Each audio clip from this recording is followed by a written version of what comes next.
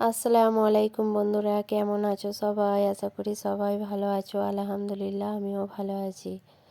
আজ আবার একটা চিকেন টিক্কার রেসিপি নিয়ে আসলাম। বাড়িতে অনেক সহজভাবে এভাবে চিকেন টিক্কা বানিয়ে ফেলতে পারবে। পুরো রেসিপিটা দেখার জন্য অনুরোধ রইল।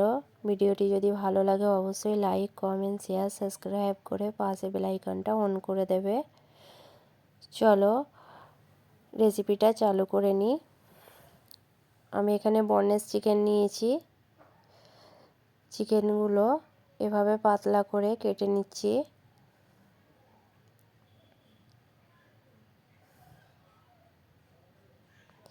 আমি চিকেনগুলো এভাবে কেটে নিয়েছি। এখানে দুটো সিমলা মির্চ নেব। সিমলা মির্চটাও কেটে নেব। মধ্যখানের অংশগুলো, সাদা অংশগুলো ফেলে দেব। দিয়ে এভাবে ছোট ছোট করে টুকরো করে নেব।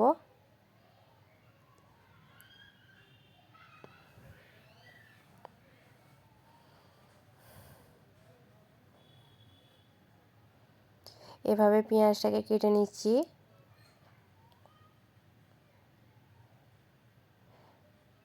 একটা একটা করে এভাবে ছাড়িয়ে নেব পেঁয়াজটা।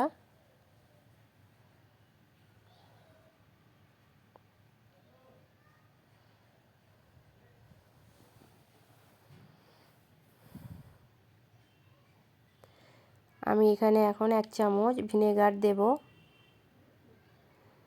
ভিনেগারটা দিয়ে নুন দিয়ে ভালোভাবে চিকেনটা মাখিয়ে নেব।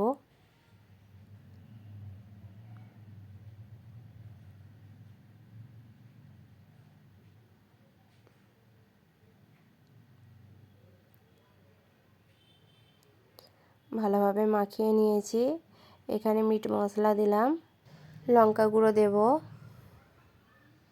হলুদ গুঁড়ো দেব, দিয়ে ভালোভাবে মাখিয়ে নেব।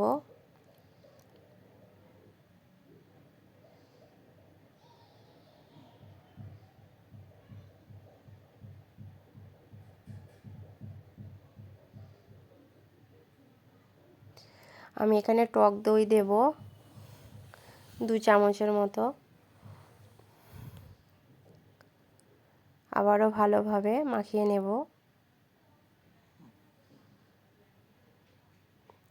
এখানে আমি একটু অল্প গরম মশলা দিয়েছি। এখানে একটু কালার ব্যবহার করেছি, কালারের জন্য, সুন্দর কালার আসার জন্য। সিমলা মির্চ আর পেঁয়াজটা দিয়ে দেব। আবারও ভালোভাবে মাখিয়ে নেব। চিকেনটা যত ভালোভাবে মাখাবে তত টেস্ট হবে।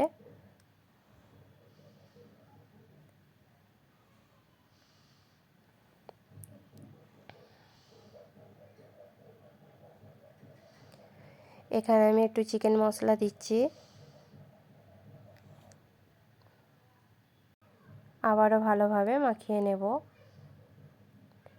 এটা মাখানো হয়ে গেলে আমি 1 ঘন্টার মতো রেস্টে রেখে দেব। হাতে যদি না টাইম থাকে তোমরা আধ ঘন্টাও রাখতে পারো।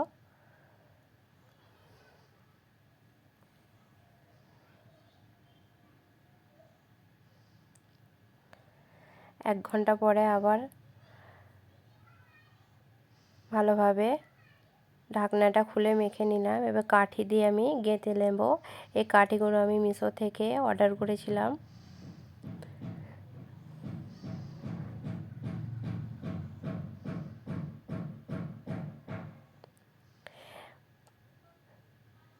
যার যেভাবে ভালো লাগে সেভাবে পরস্পর গেঁথে নেবে। চিকেন, সিমলা মির্চ আর পেঁয়াজটাকে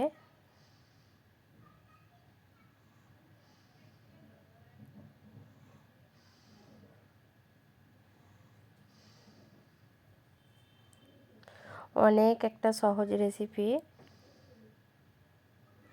সবাই বানিয়ে নিতে পারবে।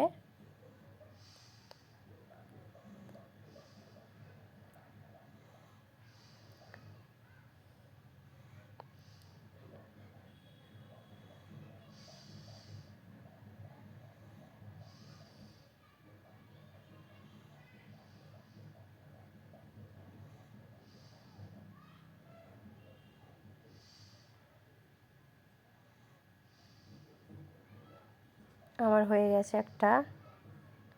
এভাবে আমি সবগুলো গেঁথে নিয়েছি। এবার আমি একটা কড়াইয়ে ভালোভাবে বাটারটাকে দিয়ে দিচ্ছি। এটা কিন্তু বাটার দিয়ে ভাজতে হবে, বেশি টেস্ট লাগে। বাটার দিয়ে ভাজলে আমি পরস্পর দিয়ে দিলাম, দিয়ে এটা লো আঁচে পাকাতে হবে।